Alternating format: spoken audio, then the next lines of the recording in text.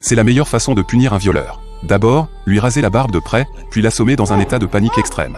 Enfin, lui couper l'arme. Et oui, Jacques veut le transformer en femme. Ensuite, avec la même méthode qu'il utilisait pour forcer les autres, il lui fera répéter l'opération 100 fois par jour. Ne vous inquiétez pas pour sa mort, parce que Jacques est médecin. Je ne laisserai pas le meurtrier qui a violé ma fille mourir si facilement. L'homme s'est réveillé peu après l'opération. Voyant que son bâton avait disparu, il n'en croyait pas ses yeux. Mais avant qu'il puisse accepter la réalité, je suis venu lui apporter un gros paquet cadeau. Je lui ai humblement expliqué que c'était la première fois que je subissais une opération de changement de sexe.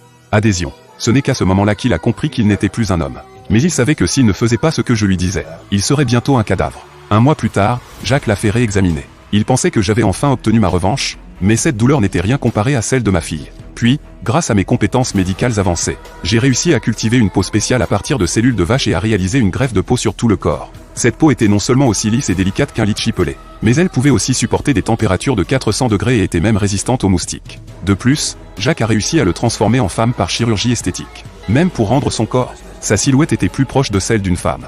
Jacques lui faisait aussi porter un vêtement spécial gainant tous les jours. Mais ce que Jacques ignorait, c'est qu'il cherchait toujours une occasion de s'échapper. Un jour, alors qu'il remontait sa braguette, Anna l'a attaqué.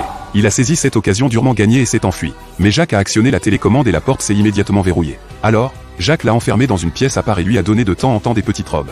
Comme prévu, elle les déchirait. Mais je n'allais pas abandonner si facilement. Je n'avais pas le temps de le regarder lui faire un lavage de cerveau toute la journée. Alors Jacques a engagé une nounou expérimentée pour s'en occuper. Il lui a demandé d'ajouter des tranquillisants et des estrogènes à sa nourriture. Et petit à petit, Anna s'est intéressée à ces produits. Il a commencé à faire des recherches sur les cosmétiques et a même commencé à faire du yoga à la télévision, travaillant sa souplesse. Il pensait que tout se passerait bien. Mais un événement inattendu s'est produit. Le fils de la nounou, qui avait rompu tout contact avec elle, est venu lui rendre visite. Il s'est avéré que son fils était recherché par la police pour vol. Mais avant que la nounou ne trouve un moyen de le faire sortir, l'homme a aperçu Anna sur la caméra de surveillance. Il a rapidement trouvé la chambre d'Anna. Pensant que c'était sa seule chance de s'échapper, elle lui a révélé où elle se cachait. Lorsque l'homme a ouvert la porte, Anna en a profité pour l'attaquer et s'enfuir, mais il a finalement été rattrapé par l'homme.